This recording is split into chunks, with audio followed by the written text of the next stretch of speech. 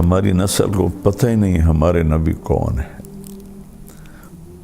یہ جو ہمارے انگلش میڈیم سکولز ہیں، ہماری حکومتیں ہیں، انہوں نے نصاب سے نبی کی زندگی نکال کے رکھ دی ہے۔ بچوں کا قصور نہیں ہے، ماں باپ، پہلا قصور ماں باپ کا کہ ظالموں، اگر اسکول میں کچھ نہیں پڑھا رہے تو تم تو پڑھاؤ کہ میرا نبی کیسا تھا۔ انگلش بولیں، انگلش بولیں۔ تو کبھی زبان سے بھی کوئی قوم عروج پاتی ہے۔ چین والوں نے کتنی انگلش سیکھی ہے، جاپان والوں نے کتنی انگلش سیکھی ہے، کوریا والوں نے کتنی انگلش سیکھی ہے۔ نسل جانتی نہیں اللہ کا نبی کون ہے، تو ان کے سامنے زندگی کیسے آئے گی کہ زندگی گزارنے کیا ہے۔ ہمارے کالج، یونیورسٹیز نشے سے بھرے ہوئے اور پہلے مجرم ماں باپ ہیں جنہوں نے انہیں نہ قرآن سکھایا، نہ نبی کی زندگی سکھائی، نہ انہیں آخرت بتائی۔ پڑھو پڑھو پڑھو پڑھو پڑھو۔ چھٹیاں تھیں تو میں نے 2 مہینے پورے اللہ کے فضل و کرم کے اپنے نبی کی پوری زندگی سنائی۔ آخری دن جب میں نے اللہ کے نبی کی وفات سنائی کہ ہمارے نبی فوت کیسے ہو، تو اس وقت میرے بڑے بھتیجے کی عمر کوئی 5-6 سال تھی، تو اپنی ماں کی گود میں بیٹھا تھا۔ واللہ وہ دھاڑیں مار کے رونے لگا اور ماں سے ایسے لپٹ گیا، ہمارے نبی کیوں فوت ہو گئے، ہمارے نبی کیوں فوت ہو گئے، ہمارے نبی کیوں فوت ہو گئے۔ اپنے نبی کو دیکھنا ہے، میں نے اپنے نبی کو دیکھنا ہے۔ قرآن کا سب سے بڑا پیغام ہے توحید، لا الہ الا اللہ۔ اس کے بعد سب سے بڑا پیغام ہے محمد الرسول اللہ۔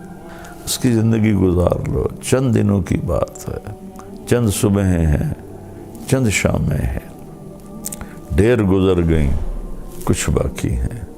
باقی تو سب جانوروں کی طرح انسان زندگی گزار رہے ہیں۔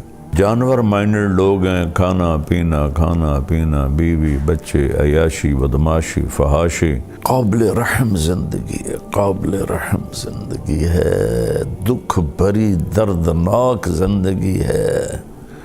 وہ مغرب میں تو سورج بھی ڈوب جاتا ہے، تم پاگل مغرب میں کہاں عزتیں تلاش کر رہے۔ قرآن مولانا طارق جمیل صاحب کے ساتھ پروگرام ملاحظہ کیجئے رمضان المبارک کی ہر رات تراویح کے بعد یوٹیوب لائیو صرف طارق جمیل آفیشل پر۔ السلام علیکم ورحمۃ اللہ وبرکاتہ۔ بسم اللہ الرحمن الرحیم، والصلاة والسلام علی رسولہ الکریم وعلی آلہ واصحابہ اجمعین، اما بعد۔ اللہ تعالیٰ نے انسانوں کے ہدایت کے لیے اور ان کو سیدھے راستے پر ڈالنے کے لیے 1,24,000 انبیاء کو بھیجا۔ ثم ارسلنا رسلنا تترا، پھر ہم نے اوپر نیچے رسولوں کو بھیجا، چونکہ انسان اپنی عقل سے موت کے بعد کیا ہونے والا ہے یہ آج تک نہیں جان سکا۔ تو یہ پردے کے پیچھے جو نظام ہے، جو زندگی ہے، وہ اللہ انبیاء کو بتاتا بھی ہے، دکھاتا بھی ہے، اور اس میں کامیاب کیسے ہونا ہے یہ طریقہ بھی بتاتا ہے۔ تو اللہ تبارک و تعالیٰ نے امت پر احسان جتلاتے ہوئے فرمایا، لَقَدْ مَنَّ اللَّهُ عَلَى الْمُؤْمِنِينَ إِذْ بَعَثَ فِيهِمْ رَسُولًا مِنْ أَنفُسِهِمْ يَتْلُو عَلَيْهِمْ آيَاتِهِ وَيُزَكِّيهِمْ وَيُعَلِّمُهُمُ الْكِتَابَ وَالْحِكْمَةَ وَإِن كَانُوا مِن قَبْلُ لَفِي ضَلَالٍ مُبِينٍ لقد یقیناً، یہ کوئی مانے یا نہ مانے، اللہ نے بہت بڑا احسان کیا ایمان والوں پر کہ ان میں ایک ایسا رسول بھیجا جو انہی میں سے ہے، اسی قوم سے ہے، اسی خاندان سے ہے، اور سب سے عالی خاندان سے ہے۔ وہ کیا کرتے ہیں؟ وہ انہیں یتلو علیہم آیاتہ، انہیں اللہ کا قرآن سناتے ہیں، پھر کیا کرتے ہیں؟ وَيُزَكِّيهِمْ، ان کے اخلاق اچھے بناتے ہیں، ان کو پاکیزہ کرتے ہیں گناہوں سے، نافرمانیوں سے۔ اور کیا کرتے ہیں؟ تیسرا کام وَيُعَلِّمُهُمُ الْكِتَابَ، اور انہیں قرآن سکھاتے ہیں۔ اور چوتھا کام کیا کرتے ہیں؟ والحکمہ، اور انہیں حکمت سکھاتے ہیں، اچھے اخلاق، اچھا طرز زندگی جو کسی کے لیے باعث تکلیف نہ ہو، باعث مصیبت نہ ہو۔ تو یہ اللہ تعالیٰ نے امت پر احسان تو پوری انسانیت پر ہے۔ یا ایھا الناس انی رسول اللہ الیکم جمیعا، اب کہیے میرے محبوب کہ میں صرف اہل ایمان کا نبی نہیں ہوں، اب دنیا میں جتنے بھی انسان ہیں ان سب کے لیے اللہ نے مجھے رسول اور نبی بنا کر بھیجا ہے۔ اور یہ اللہ کا احسان عظیم ہے، خاص طور پر اہل ایمان پر جو آپ پہ ایمان لائے۔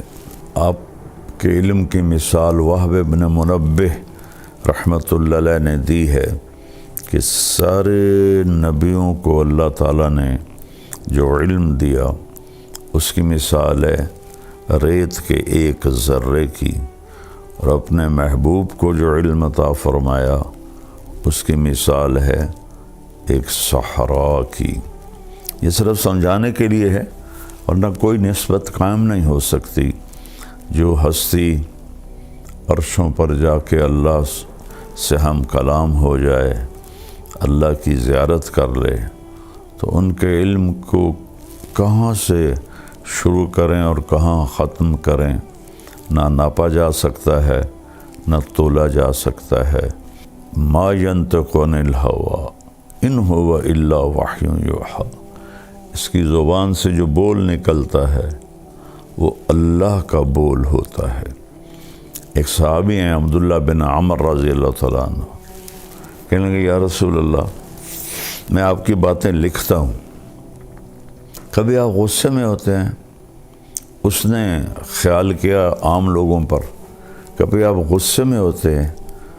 تو غصے میں، یہ میں اپنی طور سے کہہ رہا ہوں، انہوں نے نہیں فرمایا، غصے میں انسان اونچ نیچ کا شکار ہو جاتا ہے۔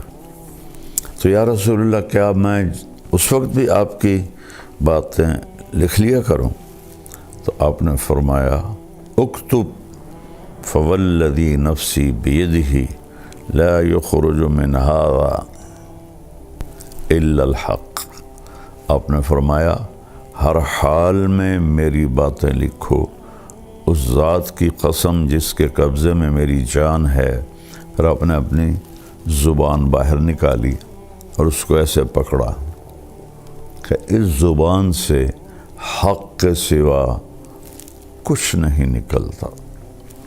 تو اس وقت ہمارے زوال کی ایک بہت بڑی وجہ ہے کہ ہم نے اپنے نبی کی تعلیمات کو بھی چھوڑ دیا، ان کی باتوں کو بھی چھوڑ دیا، ان کی باتوں کا یقین چھوڑ دیا۔ تو میرے رب نے فرمایا لو استفتحونی کل باب جاؤنی من کل طریق لا افتح علیہم الا ان یکونوا وراءک۔ یہ ابن القیم رحمہ اللہ نے اپنی کسی کتاب میں یہ حدیث قدسی نقل کی ہے کہ میرے محبوب آپ پوری دنیا کے انسانوں کو بتا دیں کہ یہ جس دروازے سے بھی آئیں گے آنے کی کوشش کریں گے نا میرے پاس، میں نے وہ دروازے بند کر دیے ہیں۔ جس راستے سے آنے کی کوشش کریں گے میں نے وہ راستے بند کر دیے ہیں۔ اب میں نے ایک دروازہ کھلا رکھا ہے اور میں نے ایک راستہ کھلا رکھا ہے، وہ ہے آپ کے پیچھے چل کے آ جائیں۔ قُلْ إِن كُنتُمْ تُحِبُّونَ اللَّهَ فَاتَّبِعُونِي، اگر تمہیں اللہ کو پانا ہے تو پھر میری اتباع کرو، میری شبیہ اختیار کرو، میرے اخلاق عادات اختیار کرو، تو پھر اللہ تم سے راضی ہے۔ اس کے علاوہ وہاں جو خاندانی سکے ہیں وہ نہیں چلتے کہ میں تو شاہ جی ہوں، میں تو قریشی صاحب ہوں، میں تو میاں صاحب ہوں۔ وہاں صرف ایک ہی سکہ چلتا ہے کہ کون جناب رسول اللہ صلی اللہ تبارک و تعالی علیہ وسلم کی مبارک زندگی کو اپناتا ہے اور آپ کی باتوں پر پختہ یقین رکھتا ہے اور ایمان لاتا ہے۔ ابو ذر رضی اللہ تعالیٰ عنہ کو حضرت عثمان رضی اللہ تعالیٰ عنہ نے ایک ویران جگہ ربضہ تھی وہاں بھیج دیا تھا۔ وہ حج کے دنوں میں راستہ عراق سے لوگ جو حاجی آتے تھے تو وہ شارٹ کٹ کے طور پر مکہ جاتے ہوئے ربضہ سے گزرتے تھے، باقی سارا سال وہ راستہ ویران رہتا تھا۔ تو وہ اپنی بیوی، بیٹی اور خود 3 افراد کے ساتھ وہاں جا کے قیام فرما لیا۔ ان کی موت کا وقت آ گیا تو ان کی بیگم کہنے لگی اب ہم اس ویرانے میں ہیں، میں بوڑھی عورت، یہ چھوٹی بچی، تجھے غسل کون دے گا، تجھے کفن کون دے گا، تیرا جنازہ کون پڑھے گا، تیری قبر کون کھودے گا، تجھے قبر میں اتارے گا کون؟ سبحان اللہ۔ کہنے لگے اللہ کی بندی، ما کذبت وما کذبت، نہ میں تمہیں جھوٹ بول رہا ہوں نہ کہنے والا کبھی جھوٹ بولتا تھا۔ میں ایک مجلس میں تھا اور میرے نبی پاک صلی اللہ علیہ وسلم نے فرمایا تھا اس مجلس میں ایک شخص ایسا ہے جو اکیلا رہے گا، اکیلا مرے گا، اکیلا قیامت کے دن اٹھے گا اور اس کا جنازہ مسلمانوں کی ایک جماعت پڑھے گی۔ اور میں نے دیکھا کہ اس مجلس کے جتنے ساتھی تھے وہ مجھ سے پہلے مر گئے اور شہروں میں مر گئے، میں اکیلا رہ گیا ہوں اس جنگل میں، تو مجھے یقین ہے کوئی میرا جنازہ پڑھنے آئے گا۔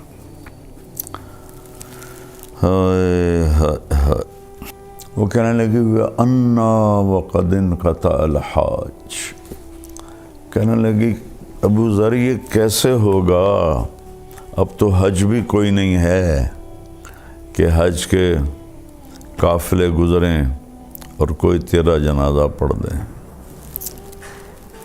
فرمانے لگے کہنے والا بہت سچا ہے، یہی یقین کر لو۔ کتنی عام بات ہو گئی ہے، جھوٹ کے بغیر تو تجارت نہیں چلتی، جھوٹ کے بغیر تو کام نہیں چلتا، سود کے بغیر تو بڑا کام نہیں ہو سکتا۔ کتنا بڑا ہم نے اللہ کے نبی کی بات کو ٹھکرا کے رکھ دیا۔ میرے نبی نے فرمایا کہ جھوٹ الصدق ینجی والکذب یہلک، جھوٹ ہلاک کر دیتا ہے، سچ کامیاب کر دیتا ہے۔ سود سے اللہ مال گھٹاتا ہے اور صدقے سے اللہ مال بڑھاتا ہے۔ کہنے لگے جا راستے پر بیٹھ، کوئی آئے گا۔ تو وہ جا کے بیچاری، انہوں نے کہا چلو بوڑھا آدمی ہے۔ فرمایا کیا ہوا؟ کہ کوئی بھی نہیں آیا، اللہ کے بندے آئے گا بھی کوئی نہیں۔ اچھا، اگلا دن گزرا، اگلا دن آیا، فرمایا کہ بیگم جاؤ اور راستے پہ بیٹھ جاؤ۔ کہنے لگی وہ راستے میں ریت کے سوا کچھ نہیں ہے۔ کہا تو جا تو صحیح۔ وہ جا کے بیٹھ گئی، کوئی بھی نہیں گزرا۔ شام کو واپس آئیں، کہنے لگی کوئی بھی نہیں گزرا۔ تیسرا دن آیا اور آپ کو اپنی موت کی آہٹ محسوس ہوئی۔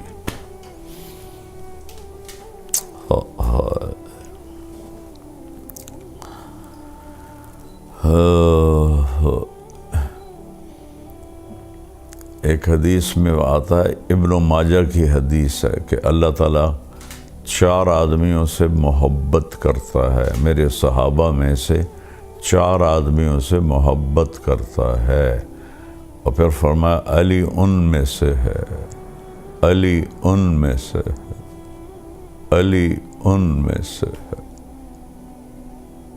سبحان اللہ۔ پھر فرمایا ابو ذر، مقداد اور سلمان، کہ ان 4 سے میرے اللہ نے مجھے کہا ہے میں پیار کرتا ہوں۔ 3 دفعہ فرمایا علی ان میں سے ہے، علی ان میں سے ہے، علی ان میں سے ہے۔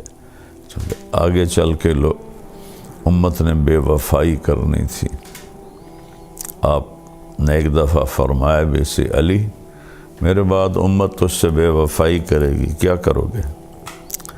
انہوں نے عرض کی یا رسول اللہ میرا دین سلامت رہے گا؟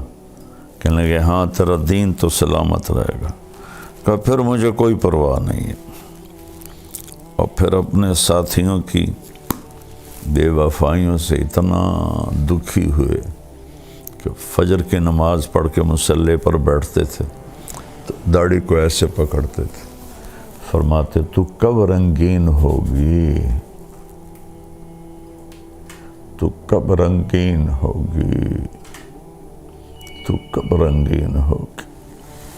ایک دفعہ آپ بہت بیمار ہوئے تو عرض کی یا رسول اللہ مجھے تو لگتا ہے کہ میری موت کا وقت آ گیا ہے۔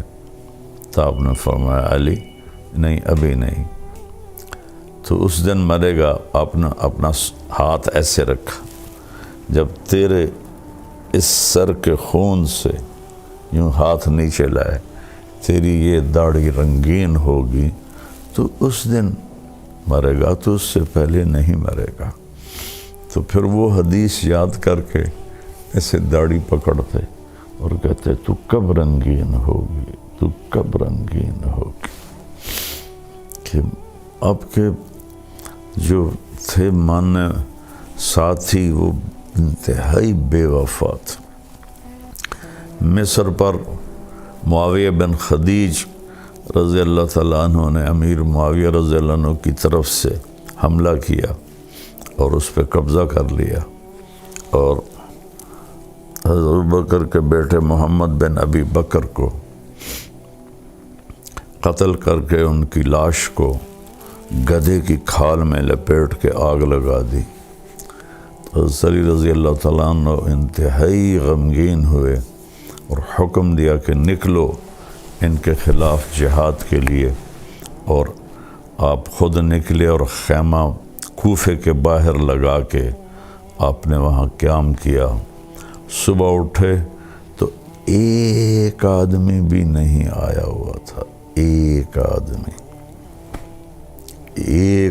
بھی نہیں آیا ہوا تھا، اور کوفہ مرکز تھا آپ کے محبت کرنے والوں کے۔ تو آپ انتہائی دل برداشتہ ہو کر پھر واپس چلے گئے اپنے گھر۔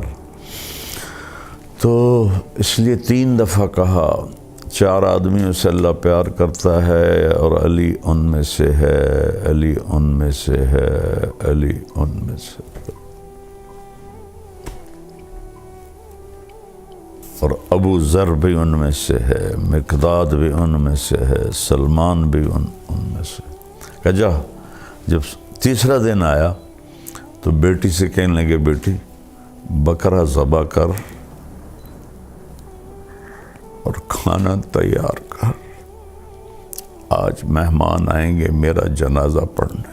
اللہ اکبر، اللہ اکبر۔ ایسا یقین اللہ کے نبی کی بات پر، اور ہم کیسے اپنے محبوب، ایک تو ہماری نسل کو پتہ ہی نہیں ہمارے نبی کون ہے۔ یہ جو ہمارے انگلش میڈیم سکولز ہیں، ہماری حکومتیں ہیں، انہوں نے نصاب سے نبی کی زندگی نکال کے رکھ دی ہے۔ بچوں کا قصور نہیں ہے، ماں باپ، پہلا قصور ماں باپ کا کہ ظالموں، اگر اسکول میں کچھ نہیں پڑھا رہے تو تم تو پڑھاؤ کہ میرا نبی کیسا تھا۔ اللہ نے فطرت میں رکھ دی ہے نبی کی محبت۔ پرانی بات ہے، میری کمر میں بہت درد ہو گیا تو 2 مہینے میں نے رائمنڈ سے چھٹی کی، تو اب میں سوچوں کہ میں وقت کیسے گزاروں، کہ میری زندگی تو اللہ کے فضل سے یوں چلی ہے، اللہ چلاتا رہے، اسی پہ موت آئے۔ اس طرح اللہ نے مجھے گھمایا اپنا نام کے ساتھ۔ تو وہ تنہائی اور بیکاری، طبیعت خراب ہونے لگی۔ چھٹیاں تھیں تو میں نے اپنے فیملی کے سارے بچے، یہ میرے بچے بھی چھوٹے چھوٹے تھے، بہنوں کے بچے بھی چھوٹے چھوٹے تھے، میرے بھائی کے بچے بھی چھوٹے چھوٹے تھے، سب کو میں نے اکٹھا کر لیا اور میں ان میں تعلیم کرواتا، یہ جو فضائل اعمال ہے۔ اور وہ بچے تھے، وہ کہیں مجھے بڑے ابا کہتے تھے، بڑے ابا یہ تو کل بھی سنی تھی۔ تو میں پریشان ہو گیا، بھائی اب میں کیا کروں، جو میں حدیث شروع کروں، یہ تو کل بھی سنی تھی۔ تو اللہ نے میرے ذہن میں ڈالا، میں نے کہا اچھا اس کو ہم چھوڑتے ہیں، میں آپ کو اپنے نبی کی زندگی سناتا ہوں۔ کہنے لگے ہاں۔ تو میں نے 2 مہینے پورے اللہ کے فضل و کرم کے ساتھ اپنے نبی کی پوری زندگی سنائی۔ میرے اللہ نے مجھے توفیق دی، میں نے اللہ کے محبوب کی زندگی کو سینے سے لگایا، میں نے اسے پڑھا، میرے اوپر سیرت کی زندگی غالب ہے۔ تو آخری دن جب میں نے اللہ کے نبی کی وفات سنائی کہ ہمارے نبی فوت کیسے ہو، تو اس وقت میرے بڑے بھتیجے کی عمر کوئی 5-6 سال تھی، طاہر میاں کا بیٹا زین العابدین، تو اپنی ماں کی گود میں بیٹھا تھا۔ تو جب میں نے یہ بتایا نا تو وہ دھاڑیں مار کے رونے لگا۔ 5 سال کے بچے کو تو پتہ بھی نہیں ہوتا نبی کون ہوتا ہے، واللہ وہ دھاڑیں مار کے رونے لگا اور ماں سے ایسے لپٹ گیا، ہمارے نبی کیوں فوت ہو گئے، ہمارے نبی کیوں فوت ہو گئے، ہمارے نبی کیوں فوت ہو گئے۔ علی میرا بیٹا ہے، اس کو سب سے پہلے میں 2.5 سال کی عمر میں عمرے پر لے گیا۔ جب اپنی ماں کے ساتھ گیا وہاں ریاض الجنہ میں، ماں سے کہتا ہے ماما میں نے اپنے نبی کو دیکھنا ہے، میں نے اپنے نبی کو دیکھنا ہے۔ والدین نے یہ فطرت اولاد کی مسخ کر دی، تباہ کر دی۔ انگلش بولیں۔ کبھی زبان سے بھی کوئی قوم عروج پاتی ہے۔ چین والوں نے کتنی انگلش سیکھی ہے، جاپان والوں نے کتنی انگلش سیکھی ہے، کوریا والوں نے کتنی انگلش سیکھی ہے۔ وہ کمبخت 100 سال ہمیں غلام بنا کے گئے، اس غلامی سے نکلتے ہی نہیں ہے، نسل جانتی ہی نہیں ہے اللہ کا نبی کون ہے، تو ان کے سامنے زندگی کیسے آئے گی کہ زندگی گزارنے کیا ہے۔ تو پھر وہ بوائے فرینڈ بنائیں گی لڑکیاں، گرل فرینڈ بنائیں گے لڑکے، فحاشی آوارگی کی فضا بنے گی، نشوں پہ لگیں گے۔ ہمارے زمانے میں یعنی میں 71 تک رہا ہوں گورنمنٹ کالج، اور 64 سے 69 تک میں رہا ہوں سینٹرل ماڈل اسکول۔ کسی کو پتہ ہی نہیں ہوتا تھا نشہ کیا ہے۔ سگریٹ تو میں بھی پیتا تھا اور سارے پیتے تھے، لیکن کوئی نشہ کرے یہ بالکل نہیں تھا۔ اور مجھے یاد نہیں کہ کوئی لڑکی ننگے سر، کو ایجوکیشن تھی ہماری گورنمنٹ کالج میں، مجھے یاد نہیں کوئی لڑکی ننگے سر ہوتی تھی، اور ان کے بیٹھنے کا سیکشن اور جگہ الگ ہوتی تھی، لڑکے الگ بیٹھتے تھے۔ اب ہمارے کالج یونیورسٹیز نشے سے بھرے ہوئے اور پہلے مجرم ماں باپ ہیں جنہوں نے انہیں نہ قرآن سکھایا، نہ نبی کی زندگی سکھائی، نہ انہیں آخرت بتائی۔ پڑھو پڑھو پڑھو پڑھو پڑھو، سب اے آنے چاہیے، بی نہیں آنا چاہیے، سی نہیں آنا چاہیے۔ دکھ سے کہہ رہا ہوں، میری اپنی نسل ہے، میری تو محنت ہی اسی پر ہوئی ہے، تو مجھے رونا آتا ہے جب میں اپنی نسل کی بربادی دیکھتا ہوں۔ بیٹی سے کہہ رہے ہیں ابو ذر بکرا ذبح کر، کھانا تیار کر، آج مہمان آئیں گے۔ وہ بھی دل میں کہنے لگی بیچارہ مرنے والا ہے ابا، اس کی کوئی عقل پہ مسئلہ آ گیا ہے۔ تو بیوی سے کہا جاؤ جا کے راستے میں بیٹھو۔ سبحان اللہ، دوپہر سے پہلے، دوپہر ہو رہی تھی تو دور سے غبار اڑتا نظر آیا۔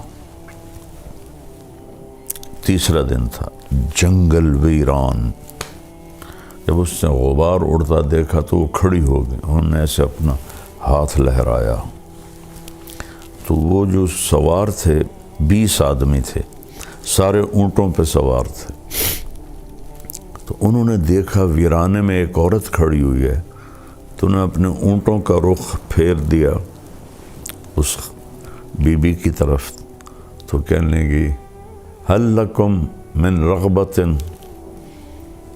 ان تسلوا جنازۃ صحابی الرسول، فرمانے لگے کیا آپ لوگ مہربانی کریں گے کہ ایک صحابی رسول فوت ہو رہا ہے، اس کا جنازہ پڑھ دو۔ تو انہوں نے پوچھا من ہوا، کون ہے وہ؟ انہوں نے کہا ابو ذر غفاری۔ تو سب رونے لگے، سب، اور سب کے منہ سے نکلا نفدیہ بآبائنا و امہاتنا، ہمارے ماں باپ ابو ذر پہ قربان۔ یہ کون لوگ تھے؟ ان کے امیر تھے حضرت عبداللہ بن مسعود رضی اللہ تعالیٰ عنہ، جو بہت بڑے صحابہ میں سے ہیں، بدری صحابی ہیں۔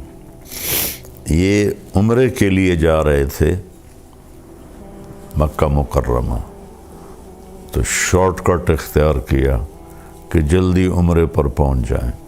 حج تو گزر چکا تھا، اصل تو وہ عمرے کے لیے نہیں جا رہے تھے، میرا رب ابو ذر کے جنازے کے لیے ان کو عراق سے چلے تھے۔ جب یہ وہاں ان کے گھر داخل ہوئے تو ابو ذر مسکرائے اور اپنے بیوی سے فرمایا آ گیا نا، دیکھ لیا نا، میں نہیں کہتا تھا، نہ میں جھوٹ کہہ رہا ہوں، نہ کہنے والے نے جھوٹ کہا تھا۔ پھر فرمایا کہ حالانکہ ان میں عبداللہ بن مسعود بھی موجود ہیں، دیکھو بھائی مجھے کفن وہ دے جس نے کبھی حکومت کی نوکری نہ کی ہو، اور حکومت تو اس وقت نہیں تھی، خلافت راشدہ تھی حضرت عثمان کی، اور میرا جنازہ وہ پڑھائے جس نے حکومت کی نوکری نہ کی ہو۔ تو سب کے سب نے کی ہوئی تھی۔ ایک نوجوان بالکل انصاری، اس نے کہا، عمر میں ہی چھوٹا تھا، انہوں نے کہا جی میں نے آج تک حکومت کی کوئی نوکری نہیں کی، اور یہ جو احرام ہے یہ میری ماں نے اپنے ہاتھوں سے تیار کیا، جیسے گھروں میں کھڑیوں پر تیار ہوتا تھا، یہ میری ماں نے تیار کیا ہے کہ بس یہ میرا احرام ہوگا، یہ میرا کفن ہوگا اور تو میرا جنازہ پڑھا ہے۔ باتیں کرتے کرتے ان کا انتقال ہو گیا، تو انہوں نے سارے رسومات پوری کر کے جنازہ پڑھا کے دفن کر کے جب جانے لگے تو حضرت ابو ذر کی بیٹی نے کہا حضرت عدہ بن مسعود سے، یا عم الی الغداء، کھانا کھا لے۔ کہنے لگے انا لکی بنا علم، تمہیں کیسے ہمارا علم تھا کہ ہم آ رہے ہیں؟ کہ ابا نے کہا تھا کہ آج ضرور آئیں گے، اللہ کے نبی نے کہا تھا ضرور آئیں گے۔ تو عبداللہ بن مسعود اتنا روئے، کہنے لگے واہ ابو ذر، تو نے مر کے بھی سخاوت نہ چھوڑ، سارے کھانا کھا کے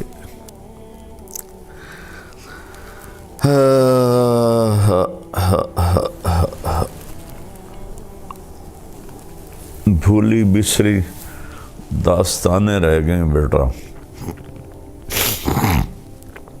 پیسہ ہی خدا ہے آج کل، پیسہ ہی نبی ہے، پیسہ ہی اسلام ہے، پیسہ ہی دین ہے، پیسہ ہی عزت ہے۔ مرتا ہے انسان کم بخت تو ہر شے مٹی ہو کے جا کے قبر میں سو جاتا ہے، سب کمایا چھوڑ جاتا ہے۔ میرے بھائی بہنوں، قرآن کا سب سے بڑا پیغام ہے توحید، لا الہ الا اللہ۔ اس کے بعد سب سے بڑا پیغام ہے محمد الرسول اللہ، کہ اللہ نے ایک سے پیار کیا۔ دیکھو تو صحیح، حبیب بنایا ہے۔ حبیب اسے کہتے ہیں جس کی محبت کی انتہا نہ ہو۔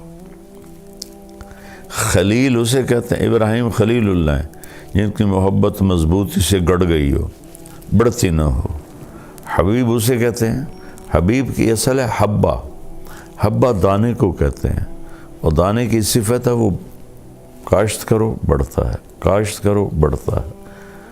تو آپ حبیب ہیں، آپ کی محبت کی کوئی انتہا، اللہ کو جو آپ سے محبت ہے کوئی حد نہیں۔